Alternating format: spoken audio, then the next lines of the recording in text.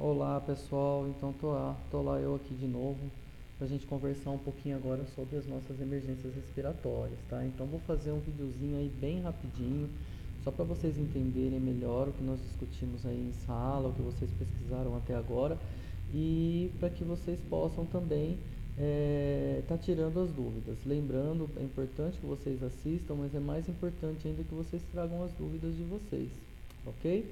Bom, pensando nas emergências respiratórias, nós vamos focar aqui as duas principais que nós vimos, né, que são a asma brônquica e a insuficiência respiratória. Eu queria que vocês dessem primeiramente, como eu falei lá, uma revisão no nosso sistema respiratório, né? Então vamos pensar lá no nosso sistema respiratório, as vias aéreas superiores, né?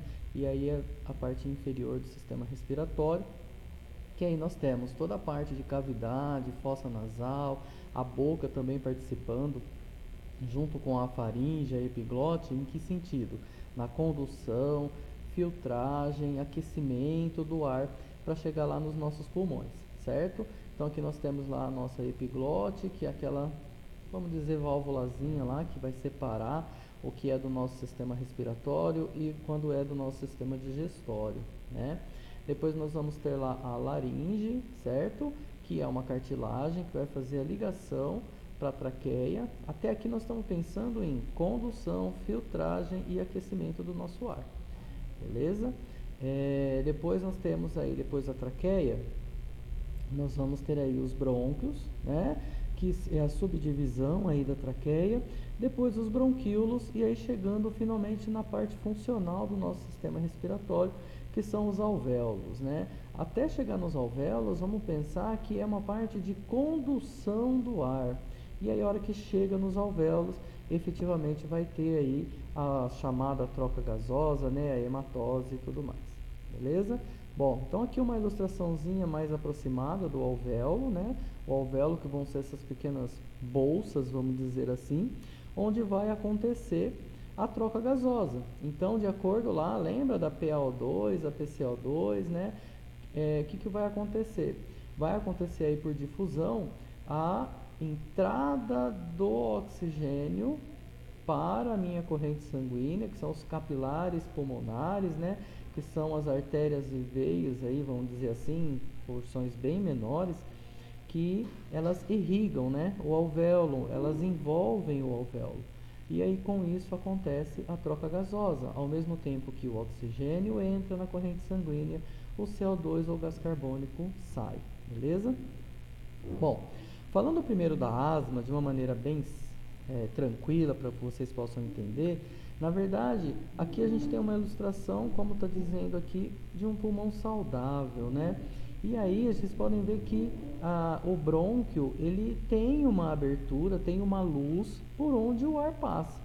O que acontece? Na pessoa asmática, na pessoa com asma, várias situações podem acontecer que vão potencializar estruturas celulares que vão lesionar aí a parede do brônquio, tá certo? Causando um processo inflamatório.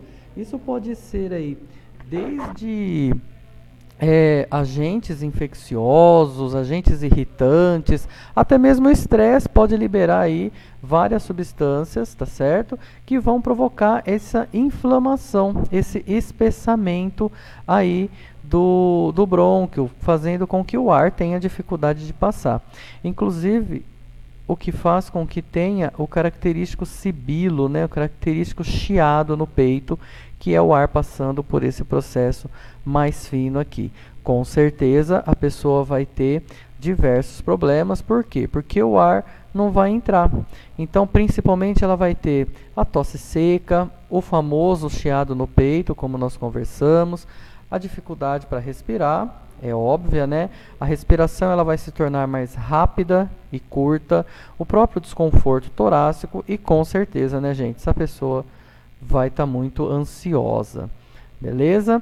Então esses são os principais sintomas da asma e para vocês entenderem mais ou menos como que ela acontece, certo?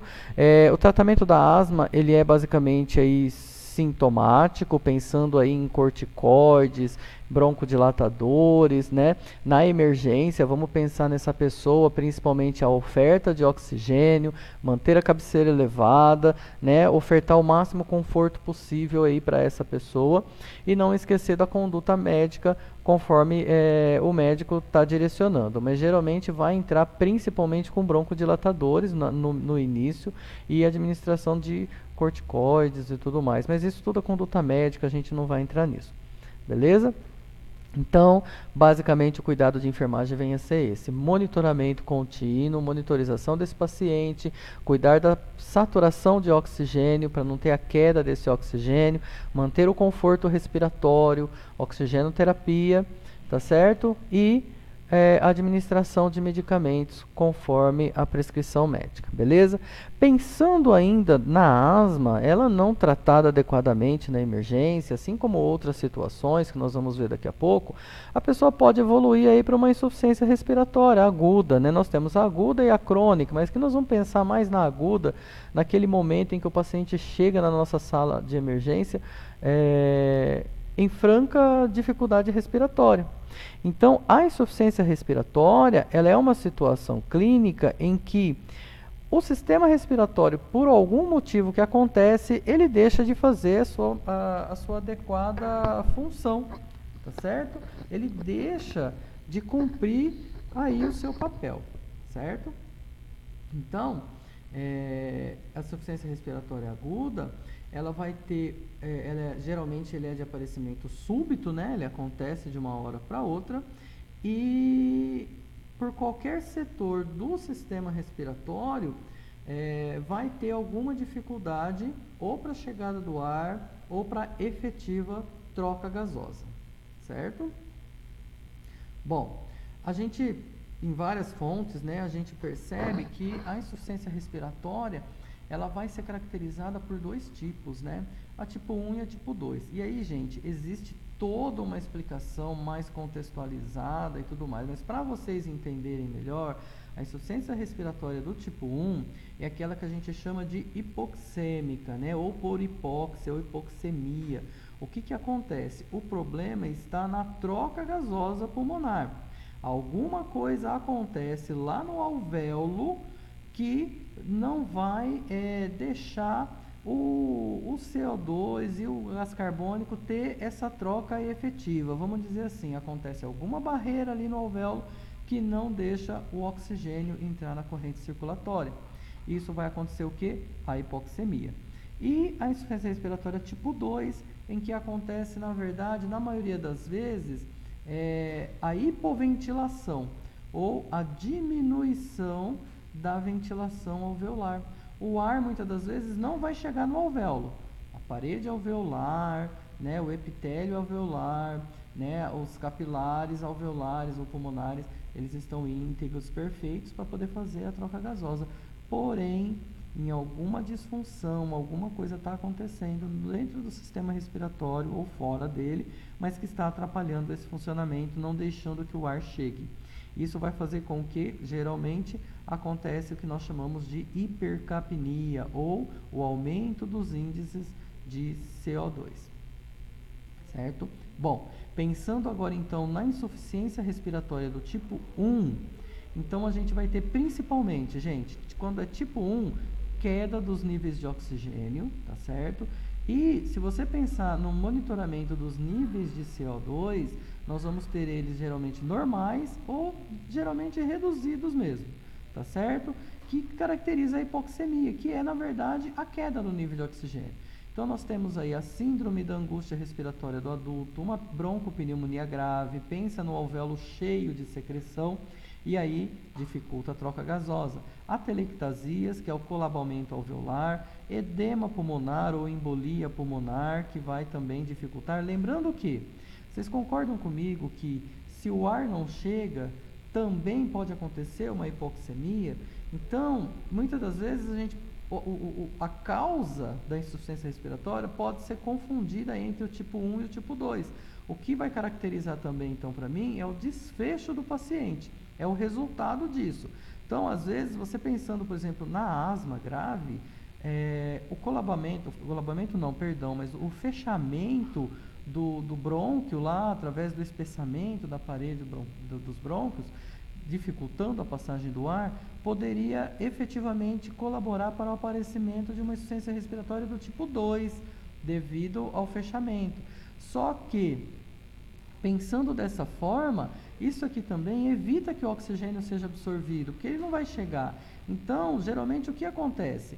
Pacientes, às vezes, evoluem para uma insuficiência respiratória do tipo 1 e depois acabam caindo na do tipo 2. Começa com uma hipoxemia e depois vai aparecer aí a hipercapnia, isso aí a longo prazo, se não for tratado, né? A própria DPOC e o pneumotórax. Então, só para lembrar disso, tá, pessoal? Às vezes vocês vão confundir isso. Ah, mas o André falou que a insuficiência respiratória do tipo 1, o problema está lá na troca gasosa. Às vezes, se o ar não chega no alvéolo, também diminui a troca gasosa.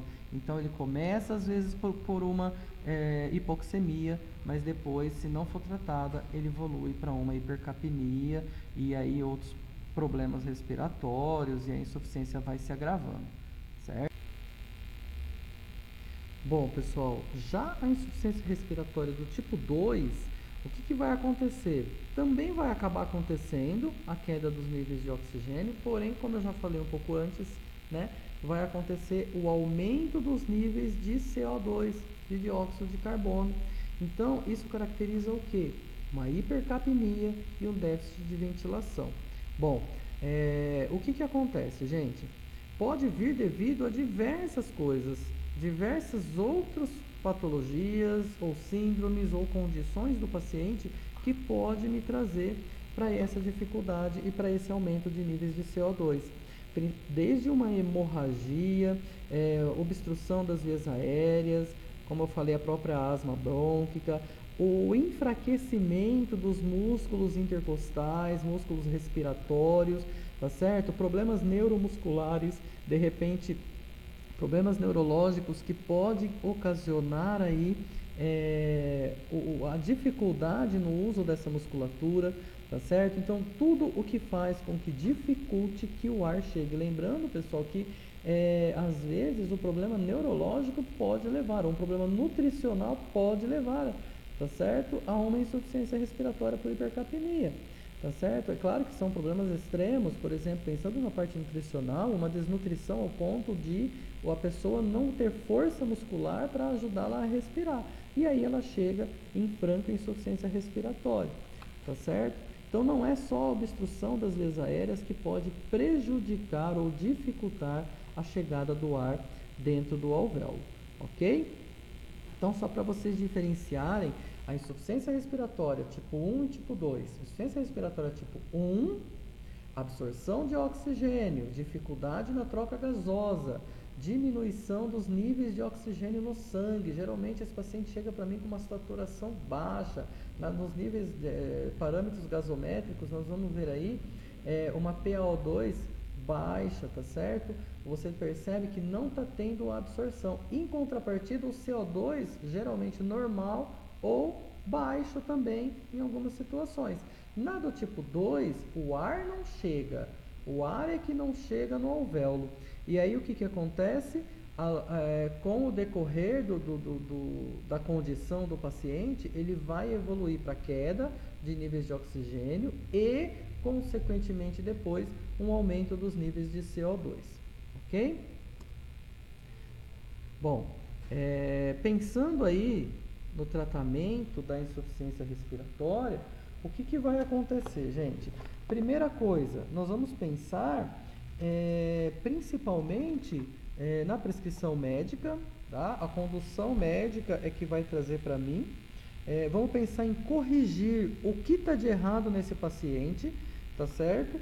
E aí, pensando nos cuidados de enfermagem, nós vamos pensar no conforto respiratório, na oferta de oxigênio, de repente puncionar um acesso venoso, aí eu estou falando da sala de emergência desse paciente, coleta de exames laboratoriais conforme solicitação médica, o próprio conforto respiratório, cabeceira mais elevada, dar conforto psicológico para esse paciente. Pensa que ele está tentando puxar o ar e não está tendo a efetiva absorção, o ar não está chegando onde ele tem que chegar, tá certo? A medicação conforme prescrição médica, conforme o médico pode prescrever, tá, beleza? E aí, essa prescrição vai variar de acordo com a necessidade do paciente. Lembrando sempre, gente, que um paciente que chega para mim lá em insuficiência respiratória é um candidato muito grande a uma intubação orotraqueal. Então, deixar esse material já ali prontamente para esse paciente muda bem o prognóstico dele depois da intubação. A hora que o médico decidir, a equipe médica decidir por uma intubação orotraqueal, quanto mais rápido isso acontecer, melhor vai ser o prognóstico e poupar, vamos dizer assim, a própria estrutura respiratória, neurológica, pensando numa hipoxemia aí desse paciente, ok? Então, resumindo, tratamento da insuficiência respiratória, tratar a etiologia, de onde ela vem, a causa etiológica dessa insuficiência respiratória, e aí em conjunto, a oferta de oxigênio, acesso venoso, coleta de sangue conforme a solicitação, conforto respiratório, cabeceira elevada geralmente, tá certo? Conforto psicológico para esse paciente, ok? Bom, pessoal, como eu falei para vocês lá no início, era uma coisa bem resumida, tá certo? Uma coisa bem tranquila. E aí, gente, é importante que vocês, ao assistirem, que mandem as perguntas, que tirem as dúvidas de vocês, pensando no nosso momento lá na frente, onde vai ser solicitado esse conhecimento aí, de alguma maneira aí de vocês.